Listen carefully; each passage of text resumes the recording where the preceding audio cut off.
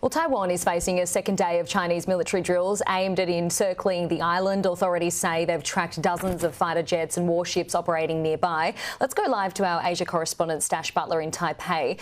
Stash, what do we know about the nature of these drills so far?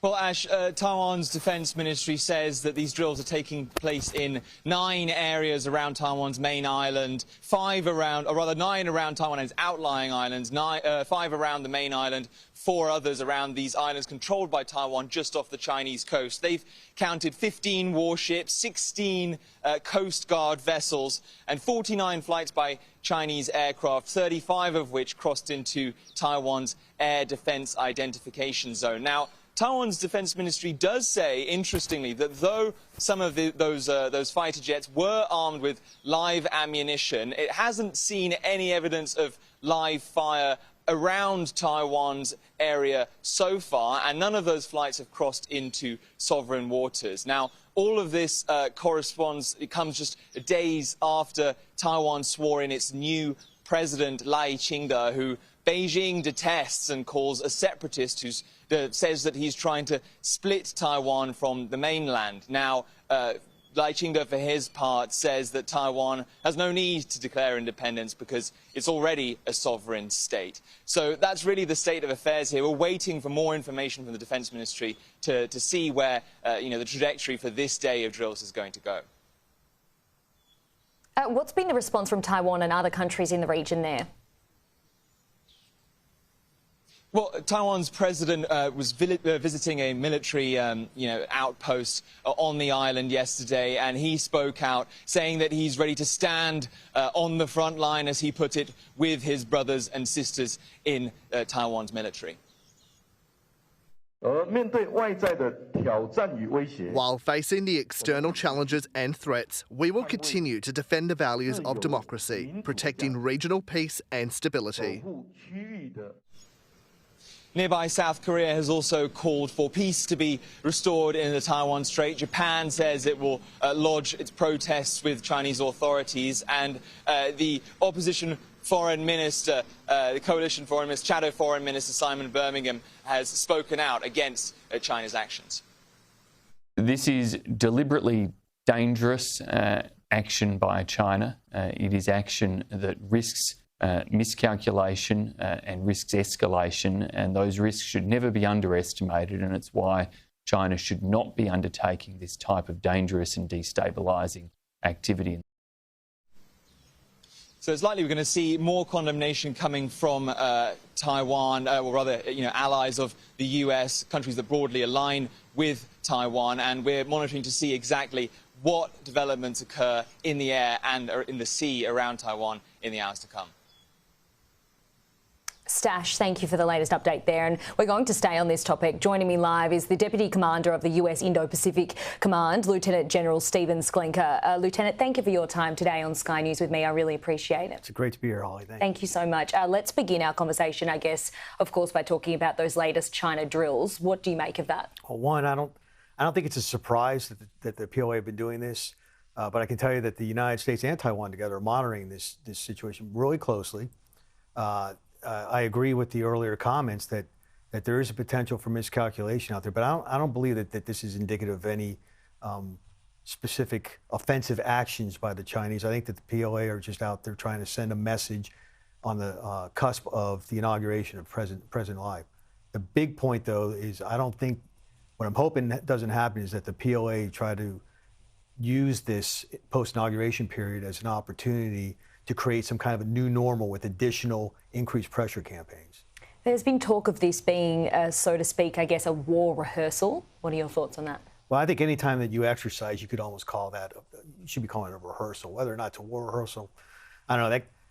I stay away from that language because I genuinely do not believe that a conflict is inevitable. I think that the CCP are just sending a message right now. I think the message is being sent principally to 2 people, Taiwan domestic populace, as well as their own domestic populace. How do these drills compare to post-Pelosi drills? They're roughly on par, I believe. I haven't seen enough of what's happened in the last 24 hours with the PLA actions there, but it's following the same pattern of increased pressure campaign tactics. I suspect that over the next few days, we'll see a reduction in I think, PLA activity out there. I mean, under its last president, Taiwan re-lengthened conscription and boosted defence spending by about 2.5% of GDP. What's left for it to do under the new president now? I think, more of the same that they're doing. Ultimately, I think what President Lai, and I certainly will not speak for the Taiwan government, but one of the things I'm sure they'll be looking to do is help build up their own ability to defend themselves. I mean, we've heard from Taiwan, the spokesperson, we've heard from Japan as well, everyone calling for restraint and calm here. I can imagine that you're calling for the same. Absolutely. Do you think China will listen? Absolutely.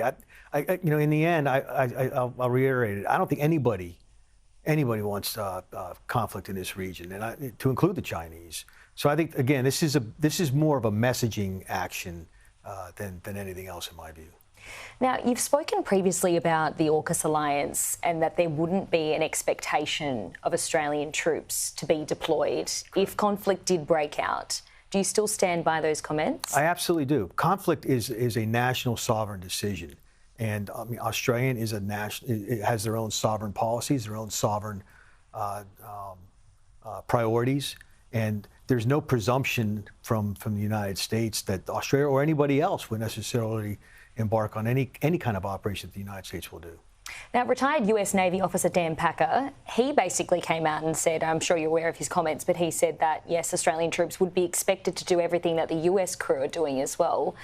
Why is there a conflict of interest here, I guess, or mix in messages? Yeah, it's a great question, Holly, and I think the clarification, not speaking for the Admiral, but what I would offer is that in the training of Australian sailors as they get ready to accept sovereign Virginia-class submarines, as well as move into SS and AUKUS, I think one of the main points is part of that is an exchange of Australian officers to be put on U.S. Navy platforms. So during regular operations, those Australian sailors are indeed, they're not just there for sightseeing, they're actually embedded as full-fledged exchange officers fulfilling U.S.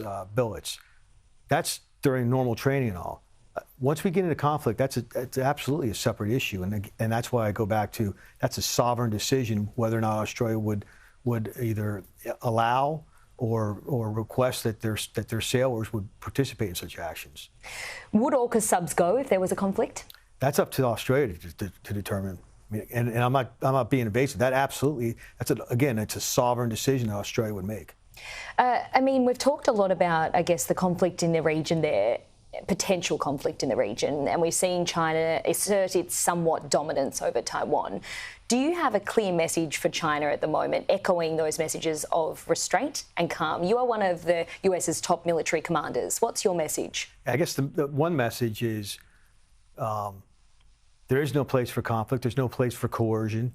They will only come out on the losing end if they try to conduct some kind of aggressive annexation. We stand by in the United States the idea we are not calling for Taiwan independence. We believe that any conflicts in that strait need to be resolved peacefully and mutually. I also want to get your thoughts, of course, on the conflict in Gaza. I mean, there's a lot going on with geopolitical tension at the moment. How do you see that progressing from the US's standpoint? Yeah, that's actually a theater that I don't necessarily work with. I can tell you that the impacts that it has on our theater so far, none of the Indo-Pacific Command's military assets have been shifted over in support of that conflict. There's always the chance for strategic distraction down the line, but we're not seeing that at the moment. The main point I would offer is this: the United States is a global power. We're really the only truly global power in the world. As our Secretary of Defense says, we can walk and chew gum at the same time. Love that. Hey, what's your reaction? This week we've heard a lot about the ICC's warrants for both Hamas and Israeli leaders. President Joe Biden has been very vocal about his stance on that. Our Prime Minister, not so much. What are your thoughts on that? Yeah, I stay out of that. Those are court issues and judicial branch issues. That I stay in my lane with the military stuff. I appreciate you saying that and your words. I couldn't not ask you, though, about that. Maybe we can perhaps talk about what your focus is moving forward now. What are you focused on? Well, again, the biggest focus, I think, is the maintenance of the stability and security of this region that's been going on for 80 years, and doing so with all of our all of the friends that we have in the region. The sustainment of the, for lack of a better phrase, status quo that's created the conditions for stability and security. That's something that all of us have done together. United States, Australia, Japan, South Korea, all of us together have been working toward that. And it's enabled the conditions that have allowed for unmatched growth and opportunities for prosperity in the last 8 decades. I want to keep that. I think most people want to as well.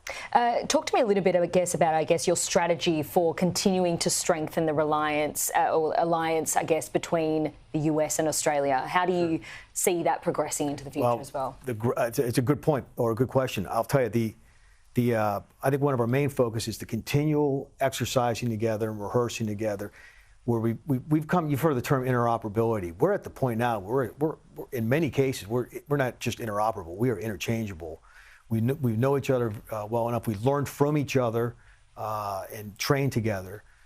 There's, I believe, the multiple areas where the militaries have been working in rotational posture actions, exercises out here, mutual capabilities development. I mean, all of these things working together. AUKUS being one of them, of course, probably the most high-profile one at the moment. Yeah, indeed. Before we go, I have to ask you, we've covered off a lot of serious matters today, of course, but what's your favourite thing been about being down under?